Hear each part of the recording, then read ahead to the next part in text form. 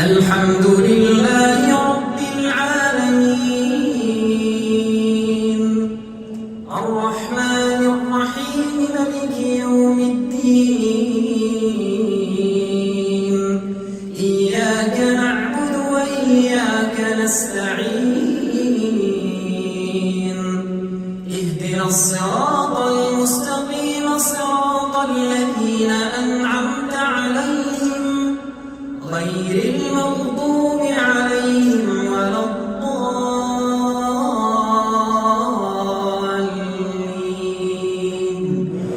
آمين. وإن كنتم على سفر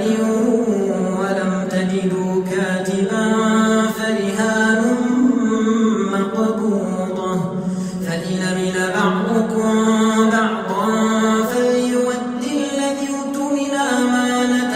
وليتق الله ربه ولا تكتموا الشهادة ومن يكتمها فإنه آثم قلبه والله بما تعملون عليم. لله ما في السماوات وما في الأرض وإن تبدوا ما في أنفسكم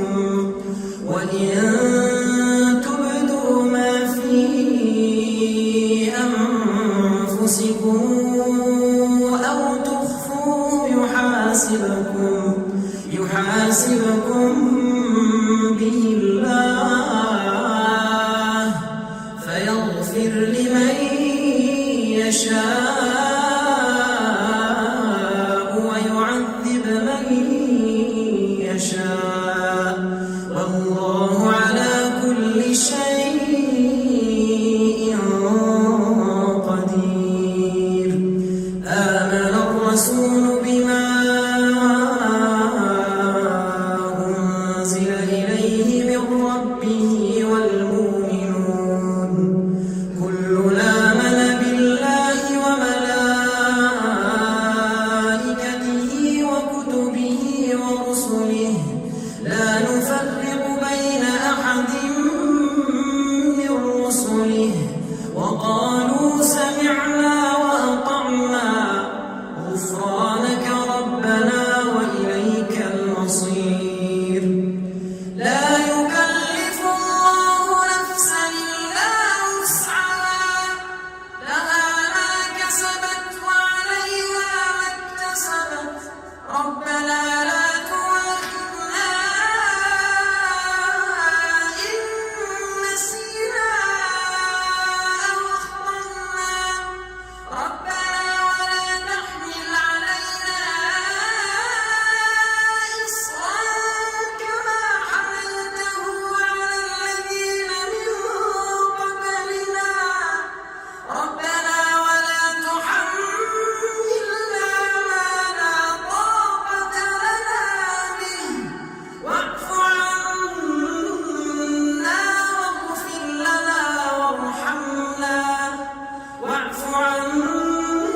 واغفر لنا وارحمنا أنت مولانا فانصرنا على القوم الكافرين. ألف لام ميم الله لا إله إلا هو الحي القيوم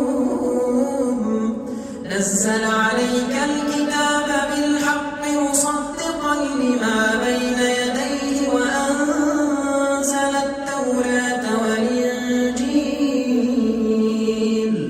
من